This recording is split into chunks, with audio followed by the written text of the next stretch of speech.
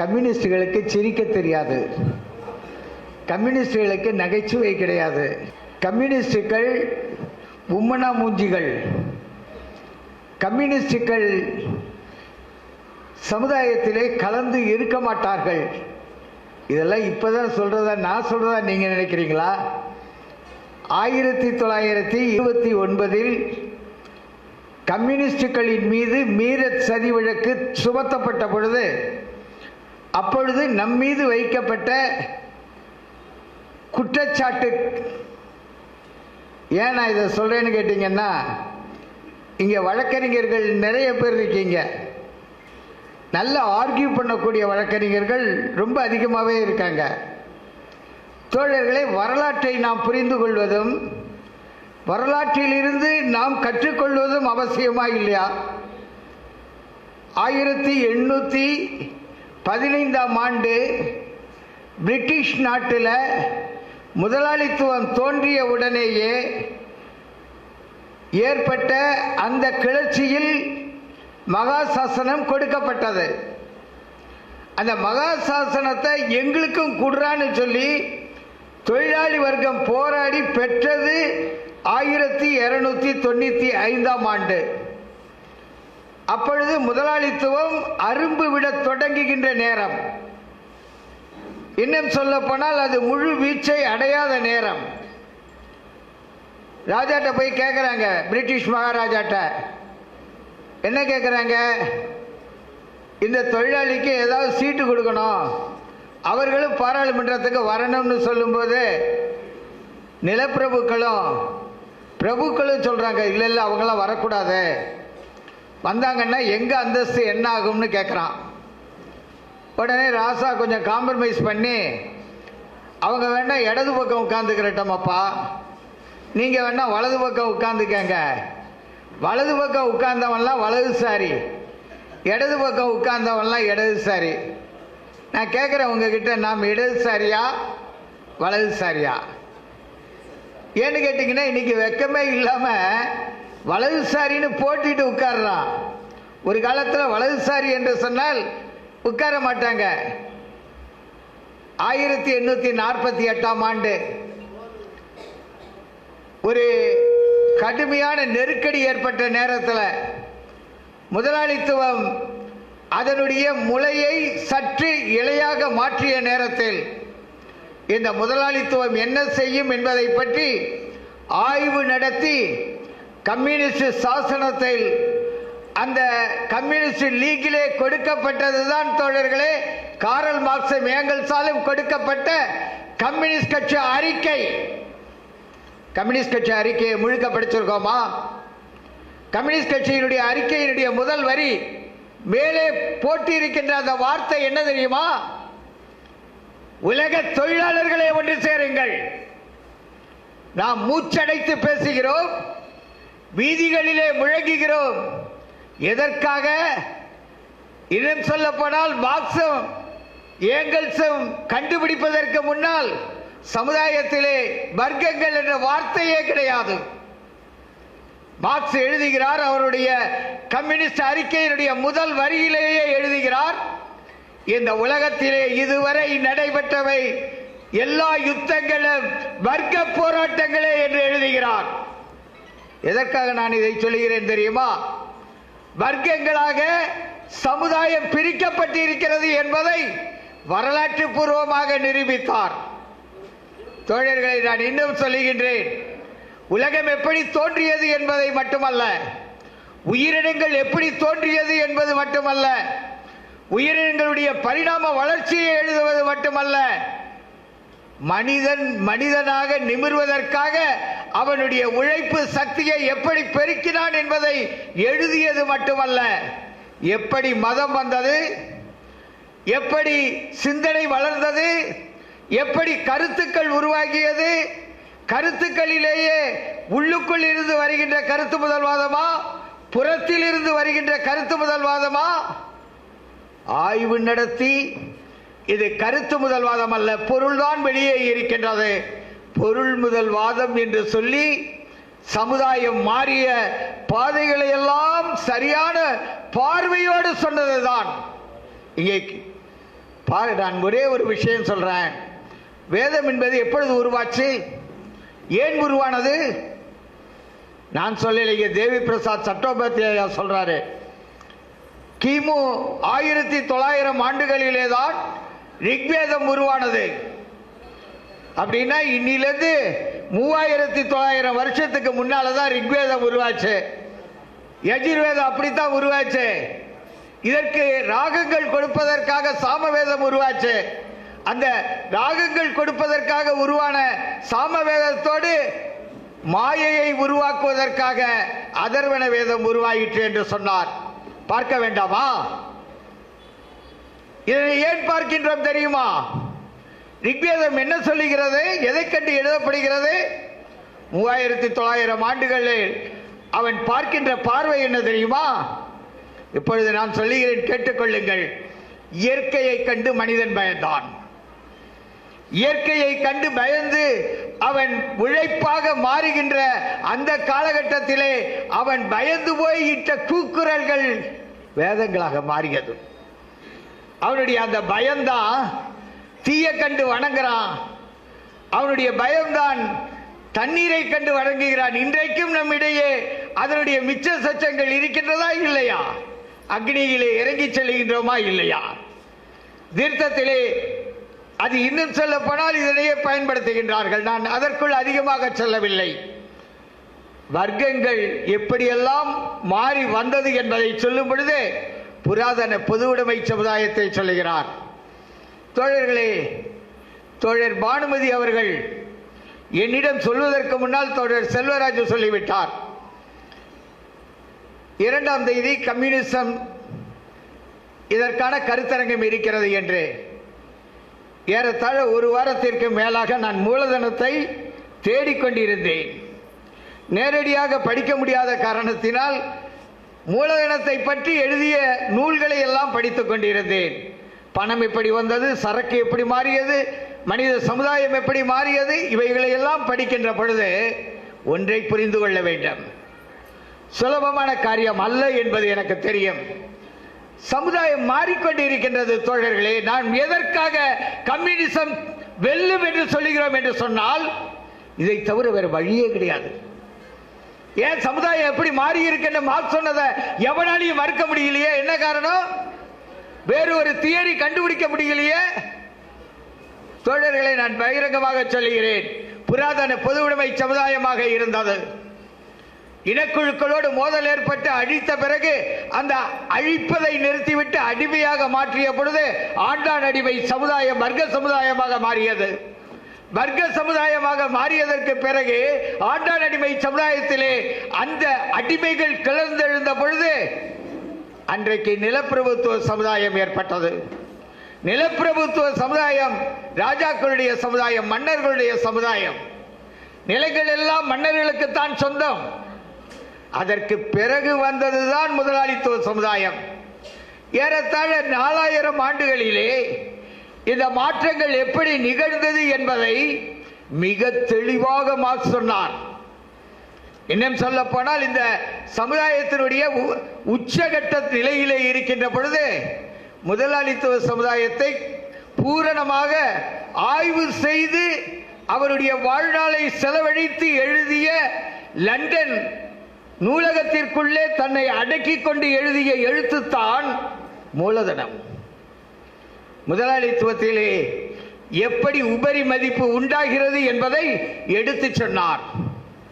இன்னும் சொல்லுகின்றேன், அப்பொழுதே அவர் சொன்னார், 1848 நமக்கு வயது 177. 177 ஆண்டுகளிலே முதலாளித்துவம் வீழ்த்தப்பட்டிருக்கின்றதா?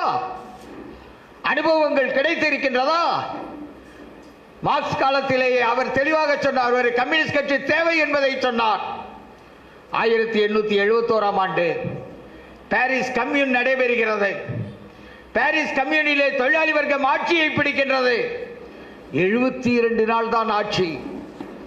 ஏன் 72 நாளைக்கு பிறகு அங்கு இருக்க முடியாது, இந்திரன் மாறலாம், இந்திராணி மாறமாட்டாள் என்று சொல்லுவதை போல அதிகார வர்க்கம் மாறவில்லை, மாற்றப்படவில்லை. மார்க்ஸ் தெளிவாகவே எழுதினார். நாம் தோற்று இருக்கலாம், ஆனால் இந்த தோல்வியை ஒத்துக்கொள்கிறோம். தோல்வியிலிருந்து நாம் அனுபவங்களை படிப்போம் என்று எழுதினார். இன்னும் சொல்ல போனால் அந்த அனுபவத்தை செழுமைப்படுத்தியது, மார்க்சியத்தை செழுமைப்படுத்தியது, மார்க்சும் ஏங்கல்ஸும் உள்ளடங்கியதுதான் மார்க்சியம் என்பதை நாம் புரிந்து கொள்ள வேண்டும். செழுமைப்படுத்தியது மாமேதை லெனின்.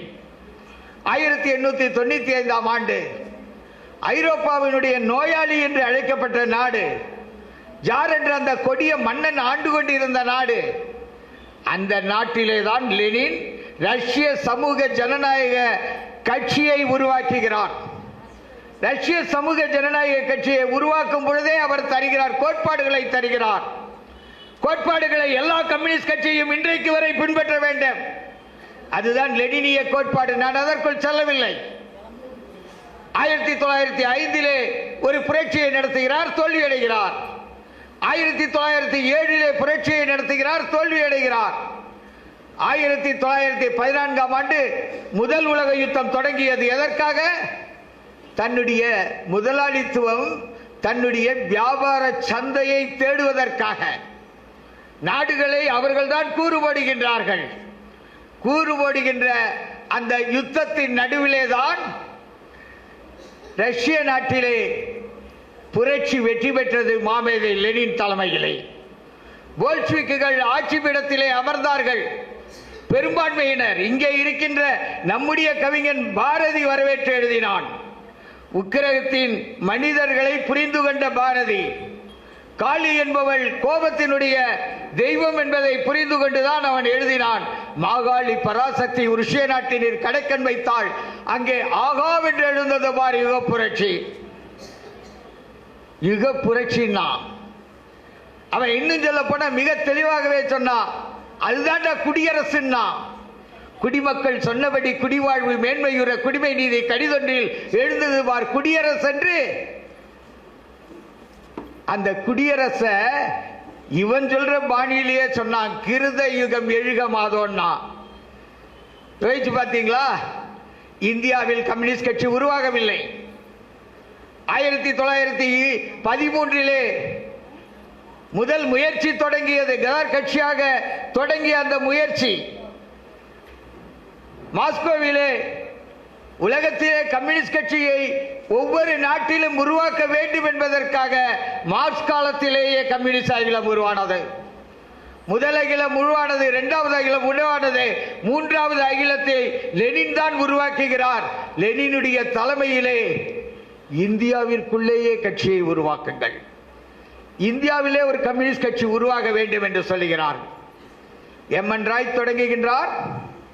இந்தியாவுடைய கட்சியாக உருவாக வேண்டும் என்று சொல்லும் பொழுதே நம் மீது தாக்குதல்கள் நடைபெற்றன. தோழர்களே, நாம் பேசிக்கொண்டிருக்கின்றோம், இப்பொழுது பேசிக்கொண்டிருக்கின்றோம், முதலாளித்துவ ஜனநாயகத்திலே நாம் நின்று பேசிக்கொண்டிருக்கின்றோம். ஆனால் கம்யூனிஸ்ட் என்று உள்ளே நுழையும் பொழுதே கைது செய்யப்பட்டான். பெஷாவர் சதி வழக்கு போடப்பட்டது 1922-23 24ஆம் ஆண்டு கான்பூரிலே சதி வழக்கு போடப்பட்டது. நம்முடைய தோழர்கள் கைது செய்யப்பட்டார்கள், காரக்கிரகத்திலே அடைத்து வைக்கப்பட்டார்கள். 1927 சதி வழக்கு, லாகூர் சதி வழக்கு போடப்பட்டது. பகத்சிங்கும் சுகதேவும் ராஜகுருவும் தூக்கிலே ஏற்றப்பட்டார்கள். 1929 மீரட் சதி வழக்கு போடப்பட்டது. அப்பொழுதுதான் நாம் சொன்னோம், இந்தியாவை பற்றி ஆழமாக கவலைப்பட தொடங்கினோம். தொடங்கிய அந்த தொடர் போராட்டங்கள், இந்திய நாட்டினுடைய விடுதலைக்காக ஆயிரம் தோழர்கள் ரத்தம் சிந்தவில்லையா? தூக்கிலே தொங்கவிடப்படவில்லையா? கொல்லப்படவில்லையா? கத்தி குத்துப்படவில்லையா? செத்து செத்து செத்து இந்த நாட்டினுடைய சுதந்திரத்திற்காக, அதுதான் முதல் விடுதலை பெற வேண்டும் என்பதற்காக போராடி செத்தோமா இல்லையா? வெறுமனே இந்த நாட்டினுடைய சுதந்திரத்தை வாங்கியிருக்கோம், இது முதலாளித்துவ சுதந்திரம் தான், இல்லை என்று சொல்லவில்லை. பொருளாதார விடுதலை இன்னும் கிடைக்கவில்லை என்பது உண்மைதான். அரசியல் சுதந்திரத்திலே அது எப்படியெல்லாம் ஏமாற்றப்படுகிறது என்பதையும் நாம் புரிந்து கொண்டிருக்கின்றோம். வாக்குச்சீட்டு உனக்கும் ஒன்றுதான், அதானிக்கும் ஒன்றுதான் என்று ஏமாற்றுகின்ற காட்சிகள் எல்லாம் நமக்கு தெரியும். பணத்தால் விளையாடும் அரசியலை நாம் கற்றிருந்திருக்கின்றோம். தோழர்களே, ஒன்றை நான் சொல்லுவேன், இவ்வளவையும் தாண்டி எல்லாத்தையும் பரீட்சை செஞ்சுதானே கம்யூனிஸ்ட் கட்சி பார்த்திருக்கேன். ஆயுதம் தாங்கவில்லையா?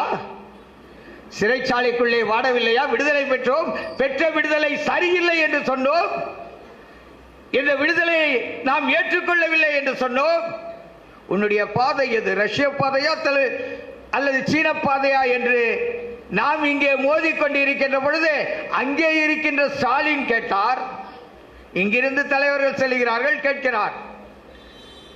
ஒருவர் சொல்லுகிறார், சீனாவை போல விவசாயிகள் புரட்சியை நடத்த வேண்டும். இன்னொருவர் சொல்லுகிறார், ரஷ்யாவை போல தொழிலாளர் புரட்சியை நடத்தணும். அப்பதான் அவர் கேட்கிறாரு, இந்தியாவுக்கு நீ என்ன புரட்சியை நடத்த போற? இந்தியாவினுடைய பாதை எது என்று கேட்கிறார். நீ பலாத்காரத்துக்குள்ள அதுக்குள்ள போயிட்டியே, இப்பதான் இந்த ஆட்சியே பிறந்திருக்கே, சரிதானான்னு கேட்கிறாரே. தோழர்களே, நாம் அன்றைக்கு ஏற்றுக்கொண்டோம். அந்த ஏற்றுக்கொண்டதிலேயே இருந்த முரண்பாடு கட்சி பிளந்தது. 64 வரை போராட்டங்கள், உள் போராட்டங்கள், 64 இருந்து 69 வரை போராட்டங்கள். இன்னும் சொல்ல போனால் நான் சொல்லுகிறேன், தொழிலாளி வர்க்கம் தான் பாதை காட்டும் என்பது உண்மைதான். இந்திய நாட்டில் 1982 அனைத்து தொழிற்சங்கமும் ஒன்னாக சேர்ந்து வேலை நிறுத்தத்தை தொடங்கினோம். நான் பல விஷயங்களுக்குள்ள நான் இங்க பேச முடியல. ஆனால் ஒன்றை மட்டும் சொல்லுவேன், மாற்றம் உண்டு, மாறாதது என்பதுதான் மாமேதை மார்க்ஸ் சொன்னது. மாற்றம் மாறும். தோழர்களே, இந்த உலகத்தை பல பேர் விஞ்ஞானப்படுத்தி இருக்காங்க, விமர்சனப்படுத்தி இருக்காங்க. ஆனால் உலகத்தில் எப்படி மாற்றங்கள் வரும் என்பதை சொன்னவன் காரல் மார்க்ஸ் தான். எனவேதான் நம்மால் சொல்ல முடியும், நமக்குள் 1000 சண்டை இருக்கட்டும். நான் உண்மையிலேயே தோழர் பானுமதியை பாராட்ட கடமைப்பட்டு இருக்கின்றேன். இந்த ஒற்றுமை இங்கே நடக்கின்ற இந்த விவாதம் இந்த நாடு முழுவதும் நடக்க வேண்டும் என்று நான் ஆசைப்படுகிறேன். நான் கேட்கிறேங்க, தடங்களை திரும்பி பார்க்காம அடுத்த தடத்தை எடுத்து வைக்க முடியுமா? கடந்த காலத்தை புரிந்து கொள்ளவில்லை என்றால் எதிர்காலத்தை புரிந்து கொள்ள முடியுமா? 1939 45 முடிக்க நடந்த 2வது உலக யுத்தத்தை புரிந்து கொள்ளவில்லை என்றால் கிழக்கு ஐரோப்பிய சோசியலிச நாடுகள் ஏன் விழுந்தது என்பதை புரிந்து கொள்ள முடியாது. மார்க்ஸ் சொன்னார் இல்லையா? 1871 பாரிஸ் கம்யூன் நடந்த பிறகு அவர் சொன்னது 1917 90 முடிக்க ஒரு அனுபவம். நான் கேட்கிறேங்க, ஒரே ஒரு விஷயம் தான் சொல்றேன். உலகமே கொரோனால மூழ்கி கிடக்கு. பார்த்தாலே தனக்கு வந்துருமோன்னு பயந்த காலம் உலகம் முழுவதும். ஒரே ஒரு பிரிட்டிஷ் கப்பல் உலகம் முழுக்க போயிட்டு இருக்கு. எங்கடான்னு கேட்டா 6 பேர் அதுல கொரோனா நோயாளின்னா. என் நாட்டுக்கு வராதுன்னு சொந்த நாட்டுக்காரன் பிரிட்டிஷ்காரன் சொல்லிட்டான். அந்த நேரத்தில் வா, என்னுடைய நாட்டுக்கு வா, உனக்கு நான் வைத்தியம் செய்கிறேன், உனக்கு நான் மருத்துவம் பார்க்கிறேன் என்று சொன்னது அமெரிக்காவினுடைய காலடியிலே இருக்கின்ற சோசியலிச நாடு கியூபா இல்லையா? இல்லைன்னு மறுக்க முடியுமா? சோசியலிசம் என்றால் எல்லோருக்கும் எல்லாம், அது முதல் அடி. தோழர்களை தெரிந்து கொள்ளுங்கள், முதல் அடி என்பது சோசியலிசம். அங்க வர்க்கம் இருக்கும், அங்கு ஏற்றத்தாழ்வுகள் இருக்கும். ஆனால் அதனுடைய உச்சம் என்ன தெரியுமா? எல்லோரும் எல்லாமும் பெற வேண்டும், இங்கு இல்லாத நிலை வேண்டும் என்றானே அந்த நிலை. அங்கே எதுவும் சொந்தம் அல்ல. உழைப்பாளி மக்கள் ஒன்றாக சேர்வார்கள். சோசியலிச சமுதாயத்திலே சக்திக்கேற்ற உழைப்பு, கம்யூனிச சமுதாயத்திலே சக்திக்கேற்ற உழைப்பு, தேவைக்கேற்ற கூலி, தேவை பூர்த்தி செய்யப்படும் அனைவருக்கும். புராதன பொது உடைமை சமுதாயத்திலே ஏற்றத்தாழ்வு இல்லாத ஒரு நிலை இருந்தது என்பதை நாம் புரிந்து கொண்டால் நிச்சயமாக கம்யூனிச சமுதாயத்திலே ஏற்றத்தாழ்வு இல்லாத நிலை வரும். முதலாளித்துவம் வளரும். தூக்கி எறியக்கூடிய சக்தி உண்டு. தோழர்களே, மக்களிடம் செல்வோம், மக்களிடம் சென்று மக்களுக்கு கற்றுக் கொடுப்போம், கற்றுக்கொள்வோம். போராட்டங்கள் இல்லாமல் எந்த பிரச்சனைக்கு முடிவு வராது. போராட வேண்டும் என்று சொன்னால் நம்மிடையே வேற்றுமைகளை நாம் களைய வேண்டும். நாம் ஒன்றாக முதலிலே ஆக வேண்டும். பேசுவோம். நாங்கள் பகிரங்கமாக இந்திய கம்யூனிஸ்ட் கட்சி நான் அதன் சார்பிலே ஏஐடிசியின் சார்பிலே தான் பேசுகிறேன். ஒன்றை சொல்லுவேன், இந்திய நாட்டிலே எது இப்பொழுது தேவை? மதர் சார்பற்ற சக்திகளின் ஒற்றுமை தேவை, ஜனநாயக சக்திகளின் ஒற்றுமை தேவை, இடதுசாரி சக்திகளின் ஒற்றுமை தேவை. மத சார்பற்ற ஜனநாயக இடதுசாரி ஒற்றுமை ஒன்றுதான் நிச்சயமாக ஒரு தீர்வை கொண்டு வரும். இந்தியாவிலும் அதை செய்வோம். நிச்சயமாக புதிய மாற்றத்தை அடைவோம் தோழர்களே. நிச்சயமாக நம்முடைய போராட்டங்கள் தொடரட்டும். போராட்டங்கள் தோற்றதில்லை, தோற்றதாக சரித்திரமில்லை. போராடுகின்ற உழைக்கும் மக்களுக்கு ஜாதி இல்லை, இனம் இல்லை, மதம் இல்லை, மொழி இல்லை, கொள்கை உண்டு, கோஷம் உண்டு. நன்றி, வணக்கம்.